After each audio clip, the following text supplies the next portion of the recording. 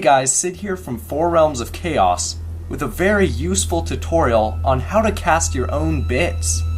So, I was making some corn models. And the skull throne demanded more skulls! I went through my bits and surprisingly I couldn't find that many. So these are the tools you're gonna need to get the job done. We have our clipper, a hot glue gun, an X-Acto knife, and our well-used Composimold. So to fix our problem of not having enough bits, I went and found what I had, and it was this stand here from a Chaos Rhino kit, and you can see that one skull on that one pike right there. I went ahead and cleaned around the skull with an X-Acto knife and got my hot glue gun ready. And you just need to put a tiny bit of hot glue at the bottom of the stand, and then get your collection of other skulls and glue it to the base of whatever piece of plastic or whatever you want to use. There's our collection of different heads and skulls that I think will be very useful on bases and other things like that. I just took a piece of sprue and glued it to the base of the stands, and now I'm going to hot glue that part onto the bottom of my plastic cup.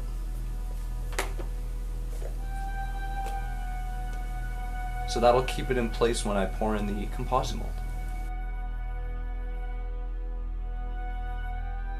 So this is the Composimold after it's melted for a bit under a minute, and I used about 4 of these small pucks that we got from the big container. So here are the bits in our dried Composimold. It's pretty awesome looking at it, how it's see-through. You can see the stuff inside it. It kind of looks like those insects dried in amber or whatever.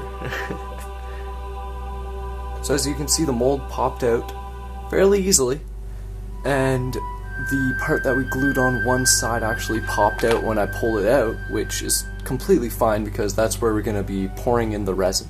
So now I'm just going to cut this mold in half.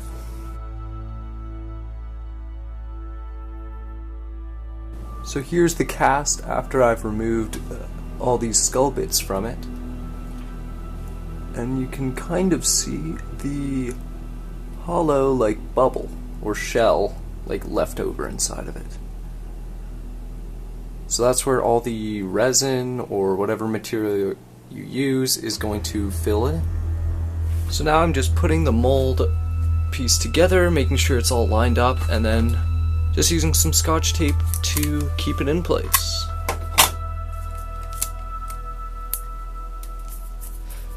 And I will be using some Hydrocoll casting stone. It's pretty much plaster, and I think that'll be a good enough material to mass produce some skulls that I'll be using for bases.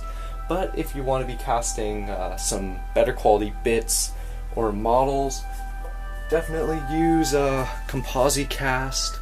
Here's an old bottle I have here, and that comes in a 2-part resin. So here are the skulls after I've popped them out of the mold. The one that I put closest is probably the one that came out the best just because of its size, but the other ones are pretty good too, and you'll probably be able to see them better on this base.